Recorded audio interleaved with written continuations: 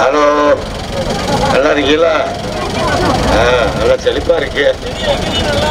இல்ல நீங்க இருக்கிற பார்த்தா எப்படா தேர்தல் வரும், ரெட்டையில போய் அந்த வாக்க போட்டா தான் கோபம் தீரும் போட்டு இருக்கு. அப்படி இருக்கு. வந்துருச்சு. என்னென்ன துன்பங்கள் வந்தாலும் துயரங்கள் வந்தாலும் தமிழ் மக்களை காப்பாற்றுவேன், அதிமுகவை காப்பாற்றுவேன். எத்தனை படியேறி நெஞ்சு நிமித்தி நீதிமன்றங்களில் படியேறி எல்லா கோர்ட்லையும் ஜெயிச்சு இன்னைக்கு கெங்குமார் நிற்கிறார். இவர் கெங்குமார் நிற்கிறாரு. திமுகவுக்கு சங்கு ஊதிக்கிட்டு இருக்காங்க. திமுகங்கிறது அண்ணன் சொல்ற மாதிரி அரசியல், அது ஒரு மாதிரி வாரிசு கட்சி.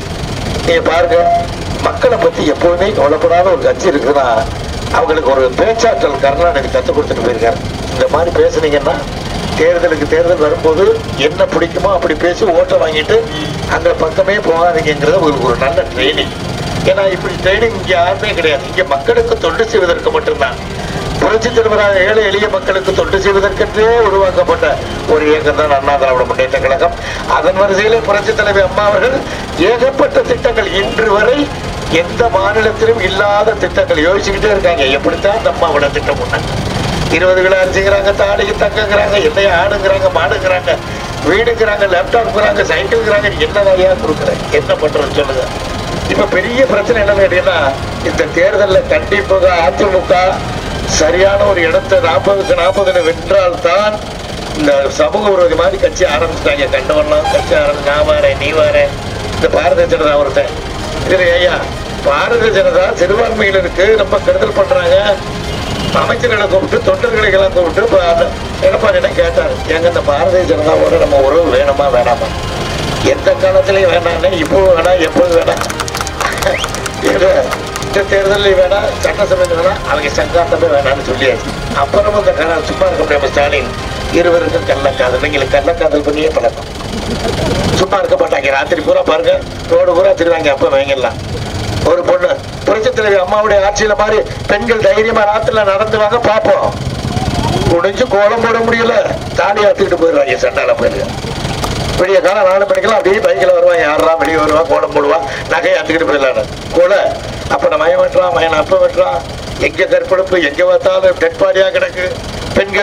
பெண்கள் வந்து மன நிம்மதி இல்லாம, பெண்களுக்கு ஒரு மரியாதை தராத, பெண்களை கேவலப்படுத்துறதுக்குனே ஒரு ஆட்சியை கருணாநிதி தந்துட்டு போயிருக்கானையா அந்த சண்டால.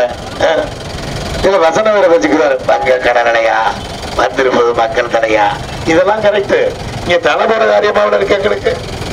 அவங்க பாருங்க, ஸ்கூலுக்கு பக்கத்துல போனீங்கன்னா சின்ன பையன்கிட்ட அவசரம் போட்டுக்கிட்டு, அண்ணே ஐட்டம் இருக்குதானம்மா, ஐட்டமா என்னடா ஐட்டம் கீட்டம்னு பேச ஆரம்பிச்சுட்டான். 10 வயசு பையன் பார்த்தா அவன் கஞ்சாண்ணே ஒரு பொட்டில் 100 ரூபா இவ்வளவுதான் வச்சிருக்கேன். இப்படி எங்க பார்த்தாலும் ஸ்டாலினுக்கு என்னன்னா, இனிமே எல்லாரும் படிச்சுட்டீங்க. அம்மாவுடைய ஆட்சியில எக்கச்சக்கமான கல்வி கடன்களை கொடுத்து அறிவுபூர்வமான மக்களாக தமிழக மக்கள் வளர்க்கப்பட்டாங்க. இனிமே நம்ம என்ன முன் சொன்னாலும் நடக்காது. அதனால மொத்த பேரையும் சுயநலம் இல்லாம ஆக்கிடணும். போதையில காலையில எந்திரிச்சு நாக்குல தடவி 2 கஞ்சாவை போட்டாங்கன்னா சாயந்தரத்திலையும் சிரிச்சுக்கிட்டே இருக்காங்க. ஒரு வீட்டுல பக்கத்து வீட்டுல இங்க புருஷனுக்கு முன்னாடி ஒரு சண்டை, பெரிய டைவர்ஸ் ஆகிப்போச்சு. இந்த கஞ்சாவை கொண்டு வந்து தமிழக மாநிலத்தை போதை மாநிலமா ஆக்கி எதுவுமே கல்வி அறிய வளர விடாம செஞ்சு அப்ப மையங்கள்லாம் ஆட்சி பண்ண தெரியுறேன். ஒரு மயம் வந்திருக்கேன், தாத்தாவை மிஞ்சிட்டா அப்பனே மிஞ்சிட்டேன். ஸ்டாலின் வந்து எப்படி கேட்டீங்கன்னா, அதாவது பொய்ய உண்மை மாதிரியே சொல்றதுல ஒரு முதலமைச்சர் அந்த ஆள் மாற முடியாது. 10 கிலோவில் இருந்துகிட்டு அவர் பண்ற அட்டகாசம். இப்ப இந்தியாவுக்காக இடம் போட்டு பார்த்தாங்க, 10 கிலோ 750 மில்லியன். பார்த்தா கையை ஆட்டி அவங்க பேசுறத பார்த்தாங்க தமிழ்நாட்டு மக்களை காப்பாற்ற போறாங்க. இப்ப அவங்களுக்கு என்ன நோக்கம்னா, எல்லாரையும் பண்ணிட்டு 234 ஜோதிக்கு பிள்ளைகளை பெற்று பூரா வேட்பாளராக்கி அமைச்சரா எம்எல்ஏ ஆக்கிவிட்டு நம்ம உதயநிதி கையில கொடுத்துட்டு நம்ம ஐவரை கூட்டணிங்கிற கூட்டுக்களவாணி போயில அங்க 10 பேர் இருக்காங்க. அவங்களுக்கு பார்த்தா ஒருத்தனுக்கு 20 பிள்ளை திக்காரங்களுக்கு ஜங்கல் மேஜரா ஹாத்தை கொஞ்சம் காலமே அப்படின்ட்டு அங்க 10 பேர் இருக்காங்க. அங்க போய் இவ்வளவு பேரை ஏமாத்திட்டு இவர் வந்து பிரதமர் ஆகிறாரா? உன்னை சுற்றுவாங்க சப்பாத்தி மாதிரி. இருக்கு நீங்க போய் பிரதமர் ஆவியில, நீங்க ஒரு சப்பாத்தியை தூக்குறதுக்கு சக்தி இருக்கா, இல்ல அதை மென்னு திங்கிறதுக்கு தான் சக்தி இருக்கா? அப்படி கேவலமான ஒரு ஆட்சி நம்ம சிக்கிக்கிட்ட நம்மளை முடிச்ச நேரம் 7.5 சனி 30 வருஷத்துக்கு ஒரு தடவை தான் வரும். ஆனா நமக்கு மட்டும் என்ன தெரியல, 5 வருஷத்துக்கு ஒரு 5 வருஷத்துக்கு ஒரு சனி ரொட்டேஷன் வராது. இனிமேலும் 7.5 சனி பிடிக்க நம்ம ஒத்துக்க கூடாது. இந்த சனியை பூரா திருப்பி அவங்க வீட்டுக்கு அனுப்பிடுவோம். எனவே நீங்க நல்லா யோசிக்கணும், அம்மா கொடுத்த திட்டத்துல ஏதாவது ஒண்ணு. சரி, ஸ்டாலினுடைய குறிக்கோள் பூரா தமிழ்நாட்டில் விவசாயம் விளையக்கூடாது. சரி, அங்க பூரா காங்கிரஸ்ல கூட்டணி வச்சிருக்காங்களே கர்நாடகாவோட, இவங்க யாருதானே ஆட்சியில் இருக்காங்க காங்கிரஸ். காதுகளை சொல்றான் ஸ்டாலின் அந்த நீர்வளத்துறை அமைச்சர்கிட்ட, நான் சொல்ற மாதிரி சொல்லுவேன், தண்ணியே விடாதீங்க, தண்ணி விடாதீங்க. என்னங்க அப்படி சொல்றாங்க முதலமைச்சர்? ஏன்னா தண்ணி விட்டீங்கன்னா விவசாயம் செழிச்சு போற. அந்த மாதிரி எடப்பாடியார் உரத்தை கொடுத்து பூரா விவசாயம் எக்கச்சக்கமா டன்னு கணக்கில் அடிச்சுக்கிட்டு இருக்காங்க. தண்ணி விவசாயம் விளைஞ்சுக்கிட்டே இருந்தா அப்புறம் எப்படி வறுமை வரும்? விவசாயிகள் எப்படி கவலைப்படுவான்?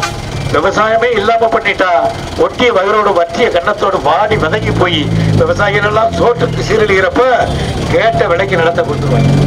5 லட்சம் போற நிலத்தை 50,000 ரூபா, 5000 ரூபா, 100 ரூபா, இப்படி நிலங்களை பூரா வாங்கி ரியல் எஸ்டேட் போட்டு கார்பரேட் கம்பெனிகளுக்கு வித்துட்டு இவங்க குடும்பத்துல எல்லாரும் நம்ம அடிமையில இருக்கணும். நமக்கு நல்ல நேரம் வரணும்னா, நம்மளுடைய வாரிசுகள்லாம் வழங்கி எதிர்காலத்திலே சிறந்து விளங்கணும்னா நீங்க ரெட்டை இலைக்கு போடணும். ரெட்டை இலைக்கு ஓட்டு போட மறந்துட்டீங்கன்னா இந்த தமிழ்நாடு வளர்ச்சி அடையாம திமுக காரனுடைய பிடியில சிக்கி வளம் குன்றி நலம் குன்றி சாம்பலாகி இந்த தமிழ்நாடே சுடுகாடா மாத்திருவேன். அந்த பழியை ஏற்றுக்கொண்டவர்களாக நாம் ஆய்விடக்கூடாது. ரெட்டை இலைக்கு வாக்களித்து இந்தியா வளர, தமிழ்நாடு வளர, நாம் வளர, மக்கள் வளர, குழந்தைகள் வளர, மாணவர்கள் வளர, கல்வி வளர, தொழில் வளர, அத்தனை பேர் வளர்ச்சி அடைவதற்கு நீங்க இரட்டை இலையிலே வாக்களிக்க வேண்டும். வானுக்கு நில வேண்டும், வாழ்வுக்கு புகழ் வேண்டும், வெற்றிக்கு வீர வேண்டும், மீனுக்கு பொய்க வேண்டும், நாடுக்கு வேங்கப்படி வேண்டும். தமிழ்நாட்டிற்கு புரட்சி தலைவி அம்மாவுடைய ஆட்சி எடப்பாடி தலைவரை அமைய